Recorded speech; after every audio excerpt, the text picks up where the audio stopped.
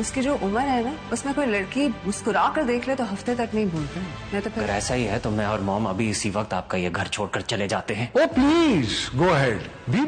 सब कुछ तौकीर का दिया हुआ है, कुछ भी हमारा नहीं। तौकीर साहब इस बार सचमुच नाराज होकर चले गए। रेहाम मूसा को समझाएगी कि जो कुछ भी है टीटी का ही है, और अगर वो ये सब कुछ इस्तेमाल कर रहे हैं तो उन्हें टीटी की बातें बर्दाश्त करना होंगी।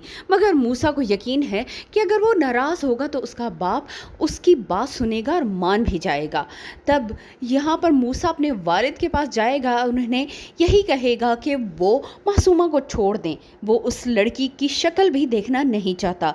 तब टीटी उसे डांट देगा कि वो तुम्हारी माँ है और मेरी बीवी है, तुम्हारा फ़र्ज़ बनता है कि तुम उसकी इज़्ज़त करो। मगर मूसा यहाँ पर बाप को जवाब देगा कि वो अपनी माँ को लेकर हमेशा के लिए यहाँ से चला जाएगा। इस बात पर भी टीटी उसे यही कहेगा कि वो जाए और अपनी माँ को भी साथ ले जाए।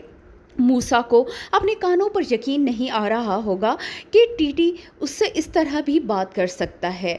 मूसा अब यही फैसला करेगा कि वो टीटी का घर छोड़ देगा।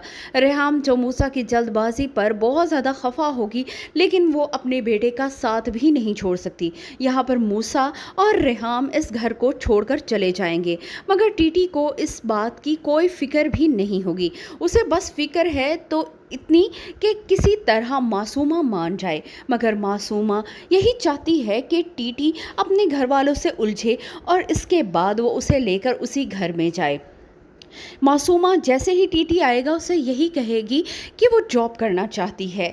वो दरवाजे पर ज़ुहैब को भी खड़ा देख लेगा। उसे इस बात की भी फिक्र होगी कि मासूमा ज़ुहैब के साथ आखिर कहाँ जा रही है। वो नाराज़ होकर चला जाएगा तो मासूमा की वालदा को यही लगेगा कि इस बार टीटी वाकई ही नाराज़ होकर गया और कभी वापस पलट कर नहीं आएगा। मगर मासूमा को यकीन है कि वो उसकी जवान बीवी है और जवान बीवी के होते हुए मर्द इधर उधर नहीं जा सकता, और वो मर्द जो कि अच्छी खासी उम्र का भी हो।